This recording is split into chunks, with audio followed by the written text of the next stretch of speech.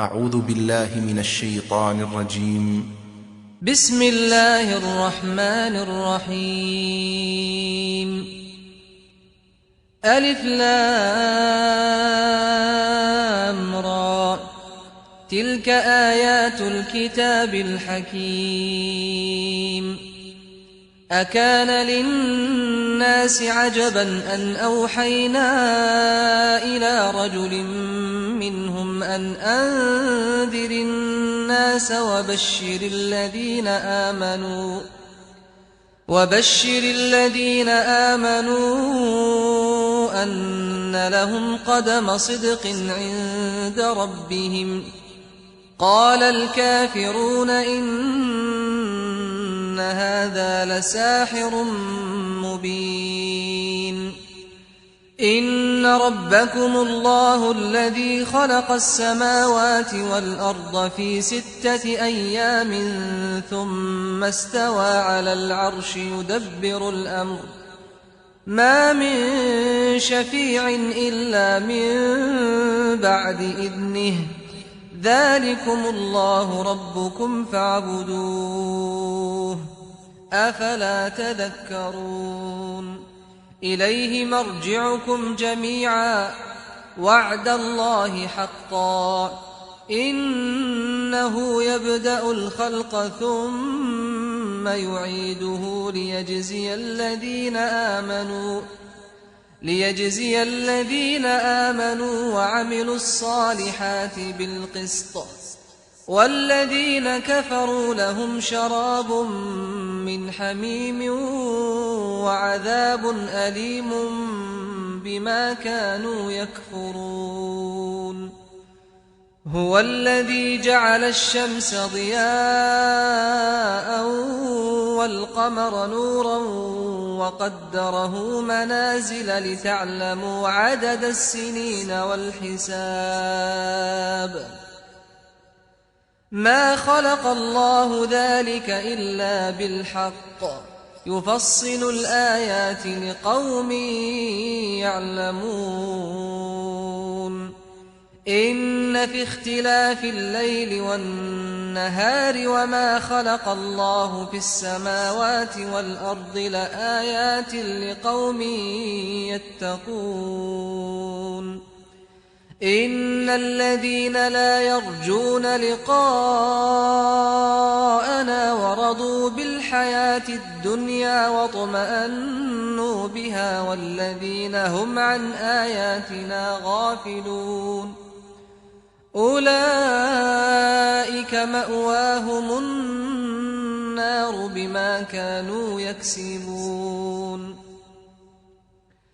إن الذين آمنوا وعملوا الصالحات يهديهم ربهم بإيمانهم،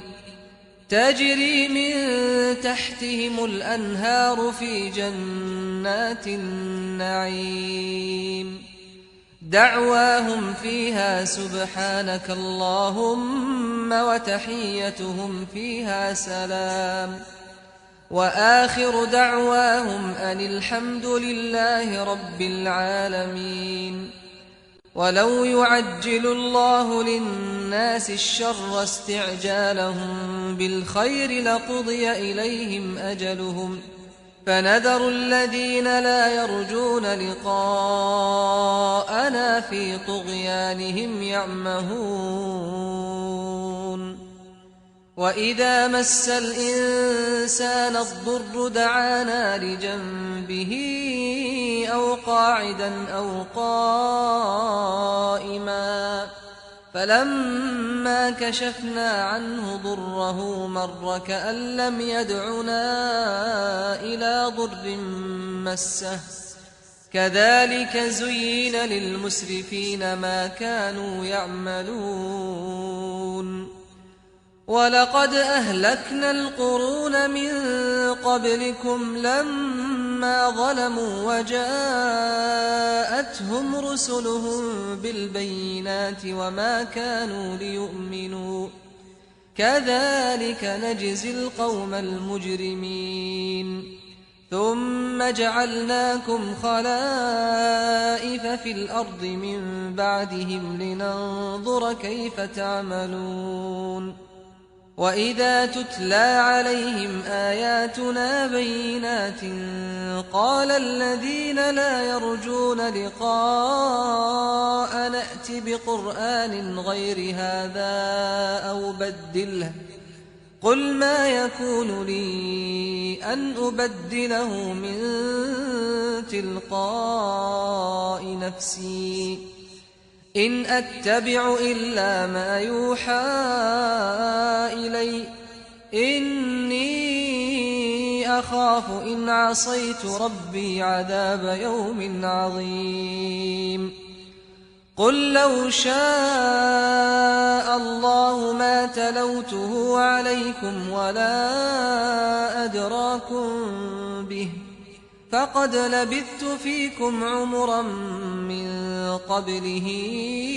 أفلا تعقلون فمن أظلم ممن افترى على الله كذبا أو كذب بآياته إنه لا يفلح المجرمون ويعبدون من دون الله ما لا يضرهم ولا ينفعهم ويقولون هؤلاء شفعاؤنا عند الله قل أتنبئون الله بما لا يعلم في السماوات ولا في الأرض سبحانه وتعالى عما يشركون وما كان الناس إلا أمة واحدة فاختلفوا ولولا كلمة سبقت من ربك لقضي بينهم فيما فيه يختلفون ويقولون لولا أنزل عليه آية من ربه فقل إنما الغيب لله فانتظروا إني معكم من المنتظرين وإذا أذقنا الناس رحمة من بعد ضراء مستهم إذا لهم مكر في آياتنا قل الله أسرع مكرا إن رسلنا يكتبون ما تمكرون هو الذي يسيركم في البر والبحر حتى إذا كنتم في الفلك وجرين بهم بريح طيبة وفرحوا بها جاءتها ريح عاصف وجاءهم الموج من كل مكان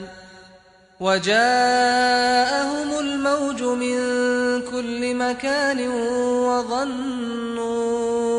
أنهم أحيط بهم دعوا الله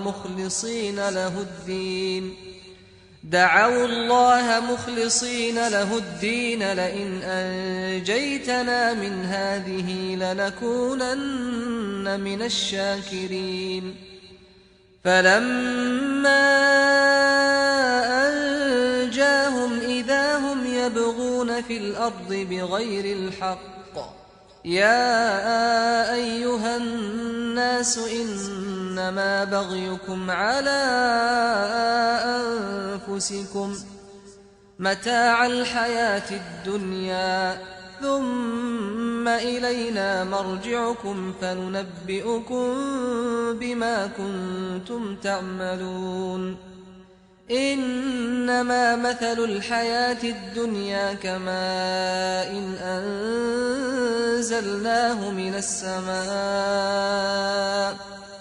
فاختلط به نبات الأرض مما يأكل الناس والأنعام حتى إذا أخذت الأرض زخرفها وزينت وظن أهلها أنهم قادرون عليها أتاها أمرنا ليلا أو نهارا فجعلناها حصيدا كأن لم تغن بالأمس كذلك نفصل الآيات لقوم يتفكرون والله يدعو إلى دار السلام ويهدي من يشاء إلى صراط مستقيم للذين أحسنوا الحسنى وزيادة ولا يرهق وجوههم قتر ولا ذلة أولئك أصحاب الجنة هم فيها خالدون والذين كسبوا السيئات جزاء سيئة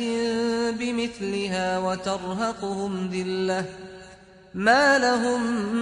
من الله من عاصم كأنما أغشيت وجوههم قطعا من الليل مظلما أولئك أصحاب النار هم فيها خالدون ويوم نحشرهم جميعا ثم نقول للذين أشركوا مكانكم أنتم وشركاؤكم فزيلنا بينهم وقال شركاؤهم ما كنتم إيانا تعبدون فكفى بالله شهيدا بيننا وبينكم إن كنا عن عبادتكم لغافلين هنالك تبلو كل نفس ما أسلفت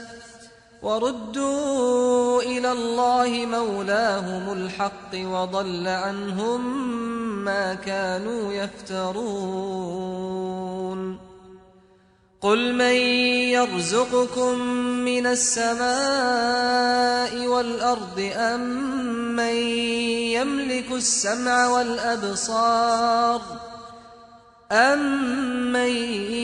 يملك السمع والأبصار ومن يخرج الحي من الميت ويخرج الميت من الحي ومن يدبر الأمر فسيقولون الله فقل أفلا تتقون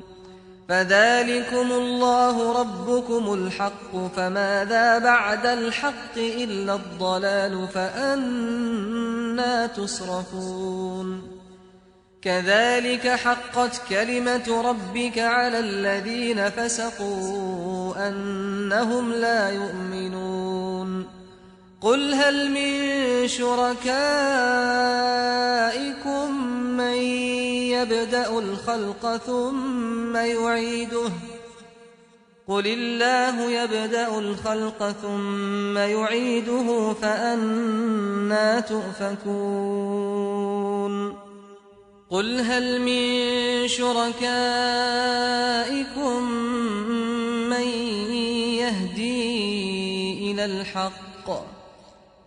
قل الله يهدي للحق أفمن يهدي إلى الحق أحق أن يتبع أمن لا يهدي إلا أن يهدى فما لكم كيف تحكمون وما يتبع أكثرهم إلا ظنا إن الظن لا يغني من الحق شيئا إن الله عليم بما يفعلون وما كان هذا القرآن أن يفترى من دون الله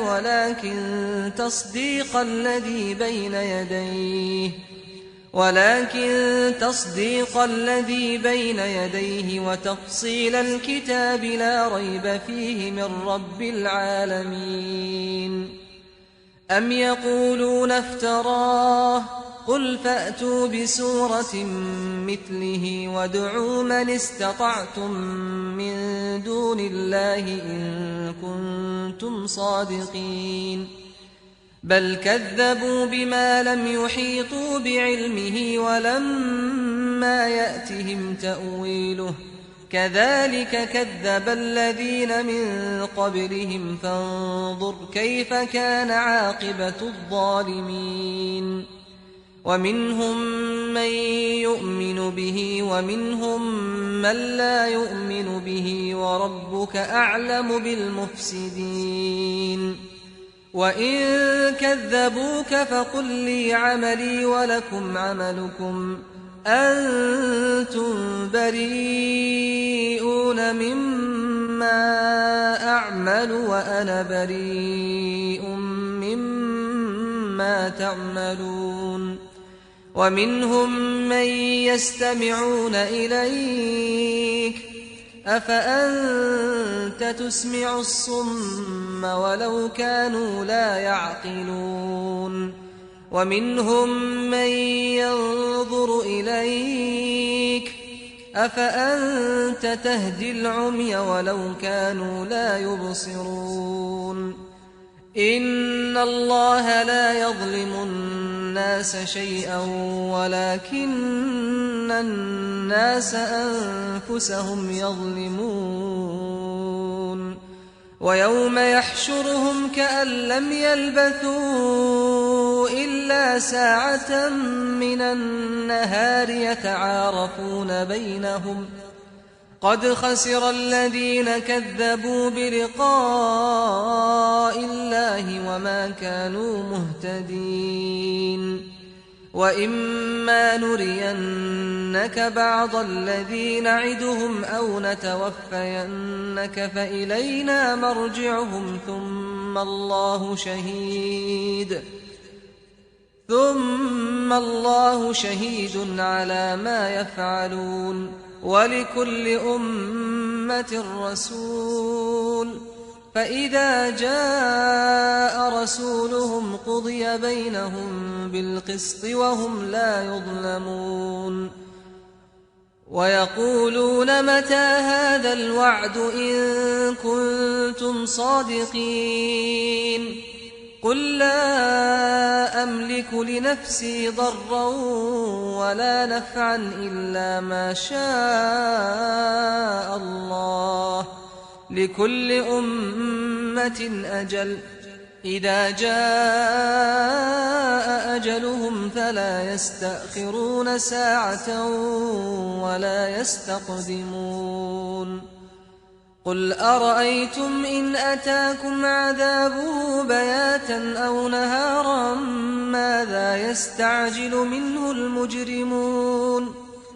أثم إذا ما وقع آمنتم به الآن وقد كنتم به تستعجلون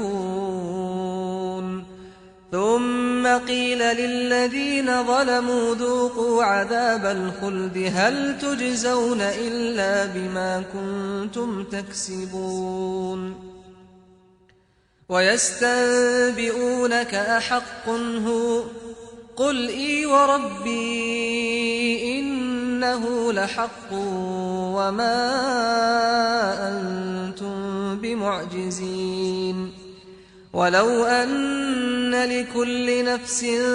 ظلمت ما في الأرض لافتدت به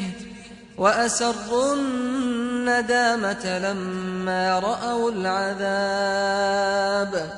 وقضي بينهم بالقسط وهم لا يظلمون ألا إن لله ما في السماوات والأرض ألا إن وعد الله حق ولكن أكثرهم لا يعلمون هو يحيي ويميت وإليه ترجعون يا أيها الناس قد جاءتكم موعظة من ربكم وشفاء لما في الصدور وهدى ورحمة للمؤمنين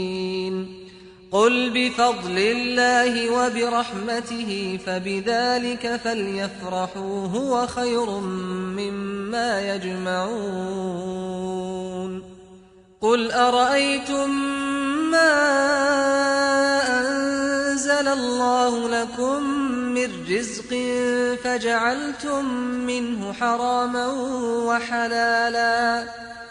قل الله أذن لكم أم على الله تفترون وما ظن الذين يفترون على الله الكذب يوم القيامة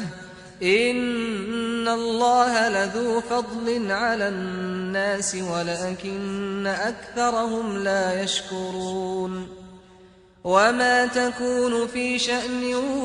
وما تتلو منه من قرآن ولا تعملون من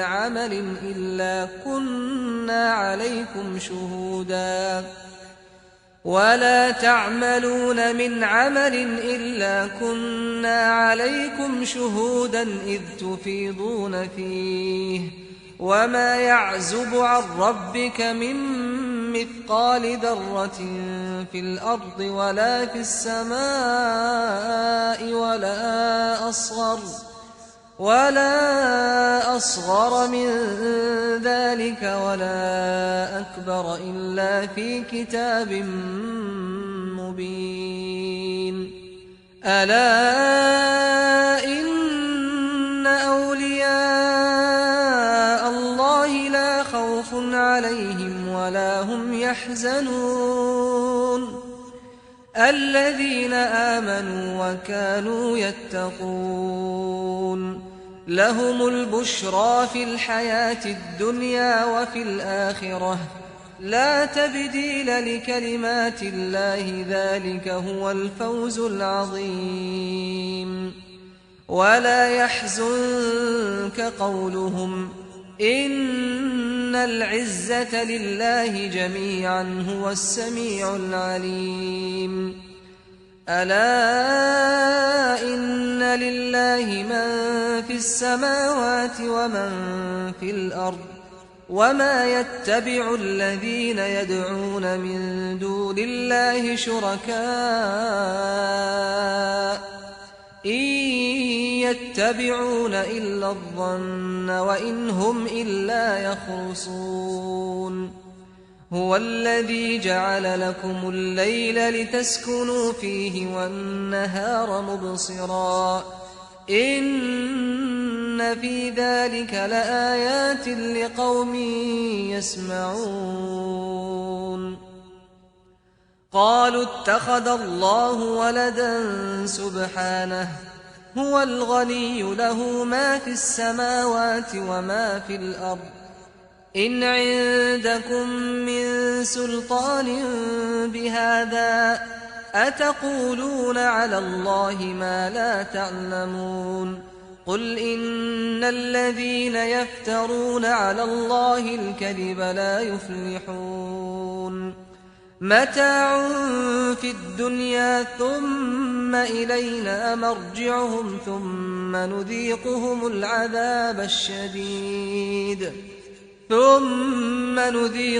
العذاب الشديد بما كانوا يكفرون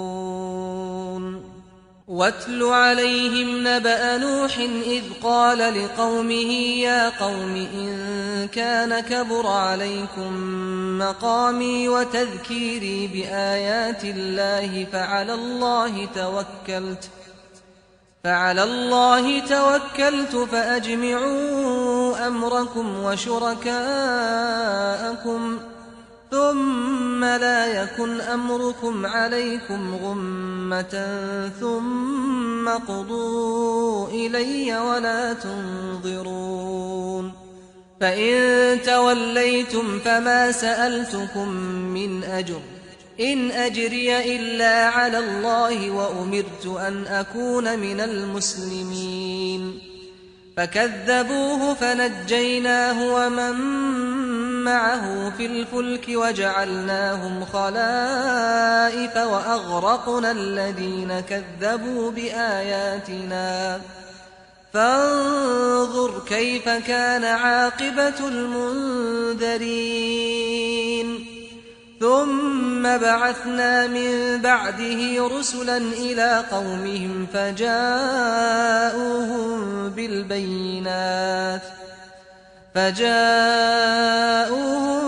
بالبينات فما كانوا ليؤمنوا بما كذبوا به من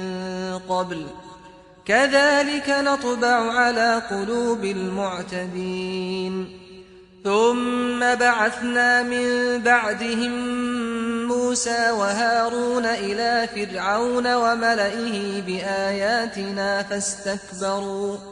فاستكبروا وكانوا قوما مجرمين فلما جاءهم الحق من عندنا قالوا إن هذا لسحر مبين قال موسى أتقولون للحق لما جاءكم أسحر هذا ولا يفلح الساحرون قالوا أجئتنا لتلفتنا عما وجدنا عليه آباءنا وتكون لكما الكبرياء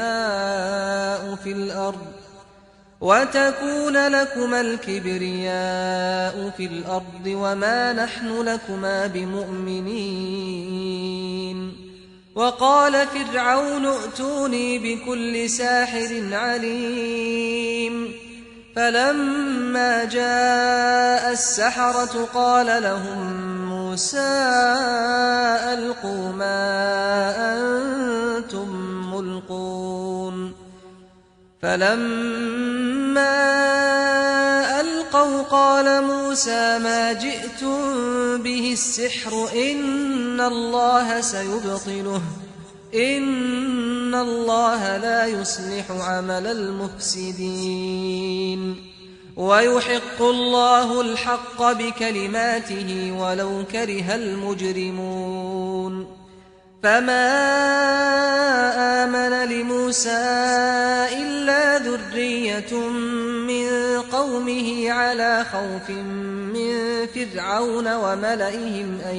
يفتنهم وإن فرعون لعال في الأرض وإنه لمن المسرفين وقال موسى يا قوم إن كنتم آمنتم بالله فعليه توكلوا إن كنتم مسلمين فقالوا على الله توكلنا ربنا لا تجعلنا فتنة للقوم الظالمين ونجنا برحمتك من القوم الكافرين وأوحينا إلى موسى وأخيه أن تبوأ لقومكما بمصر بيوتا واجعلوا بيوتكم قبلة وأقيموا الصلاة وبشر المؤمنين وقال موسى ربنا إنك آتيت فرعون وملأه زينة وأموالا في الحياة الدنيا ربنا ليضلوا عن سبيلك ربنا اطمس على أموالهم واشدد على قلوبهم فلا يؤمنوا حتى يروا العذاب الأليم قال قد أجيبت دعوتكما فاستقيما ولا تتبعان سبيل الذين لا يعلمون وجاوزنا ببني إسرائيل البحر فأتبعهم فرعون وجنوده بغيا وعدوا حتى إذا أدركه الغرق قال آمنت أنه لا إله إلا الذي آمنت به بنو إسرائيل وأنا من المسلمين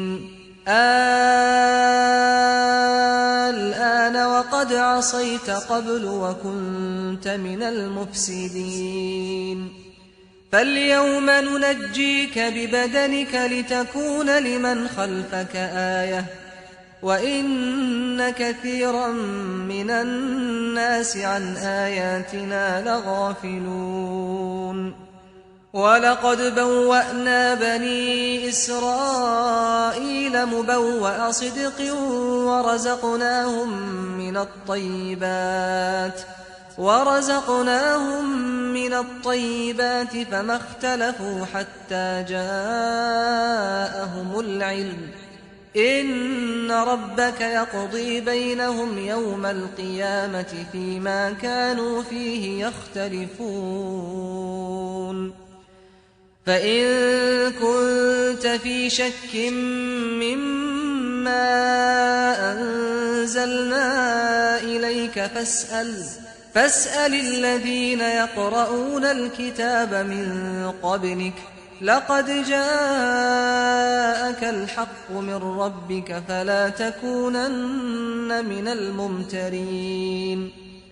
ولا تكونن من الذين كذبوا بآيات الله فتكون من الخاسرين إن الذين حقت عليهم كلمة ربك لا يؤمنون ولو جاءتهم كل آية حتى يروا العذاب الأليم فلولا كانت قرية آمنت فنفعها إيمانها إلا قوم يونس لما آمنوا كشفنا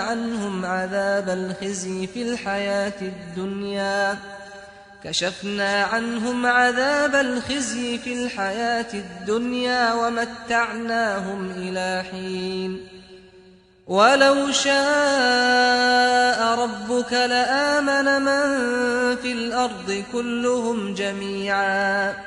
أفأنت تكره الناس حتى يكونوا مؤمنين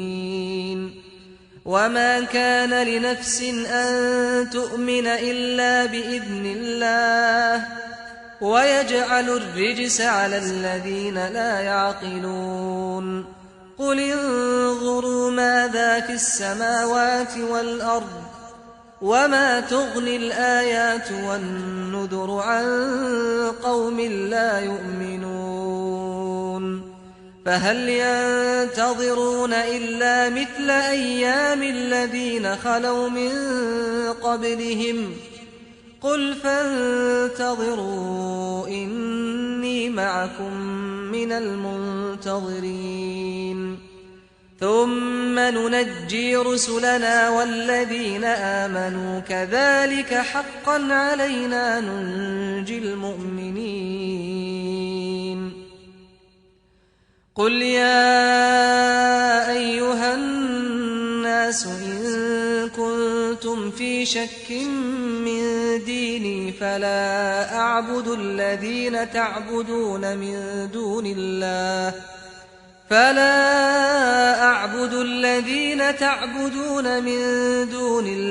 ولكن أعبد الله الذي يتوفاكم وأمرت أن أكون من المؤمنين وأن أقم وجهك للدين حنيفا ولا تكونن من المشركين ولا تدع من دون الله ما لا ينفعك ولا يضرك فإن فعلت فإنك إذا من الظالمين وإن يمسسك الله بضر فلا كاشف له إلا هو وإن يردك بخير فلا راد لفضله يصيب به من يشاء من عباده وهو الغفور الرحيم قل يا أيها الناس الناس قد جاءكم الحق من ربكم فمن اهتدى فإنما يهتدي لنفسه ومن ضل فإنما يضل عليها وما أنا عليكم بوكيل واتبع ما يوحى إليك واصبر حتى يحكم الله